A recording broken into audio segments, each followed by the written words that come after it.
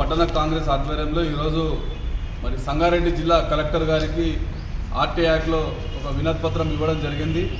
ముఖ్యంగా పటాన్చెరు నియోజకవర్గంలో అక్కడ ఉన్నటువంటి శాసనసభ్యులు బీఆర్ఎస్ పార్టీకి చెందినటువంటి శాసనసభ్యులు పదే పదే ప్రతిసారి గుర్తు చేస్తూ నిన్న జరిగినటువంటి అధికారుల సమావేశం అట్లాగే ప్రజాప్రతినిధుల సమావేశంలో కూడా గడిచిన 9 సంవత్సరాలుగా 9,000 కోట్లు ఖర్చు చేశా, 9,000 కోట్లు దీన్ని నిధులు తీసుకొచ్చి ఖర్చు చేశా అని చెప్పేసి ప్రతిసారి చెప్పడము. ఈరోజు పేపర్లో చూసి మేము అవాక్కయ్యాం.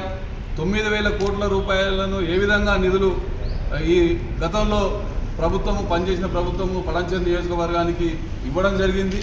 మరి సిఎస్ఆర్ ఫండ్స్ అన్ని గతంలో ఏ పనికి ఎంతెంత నిధులు రావడం జరిగింది అనే పూర్తి సమాచారాన్ని మాకు ఇవ్వాలని చెప్పేసి మేము జిల్లా పాలనాధికారి గారికి మేము ఒక వినతి పత్రాన్ని ఆర్టీ యాక్ట్ ద్వారా మేము అడుగుతున్నాం. ఈరోజు పటాన్చెరులో ఉన్నటువంటి పేదరికంగానే ఉండిపోయింది.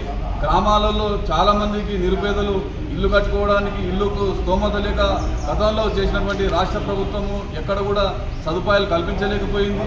డ్రైనేజ్ వ్యవస్థ కావచ్చు, రోడ్లు కావచ్చు,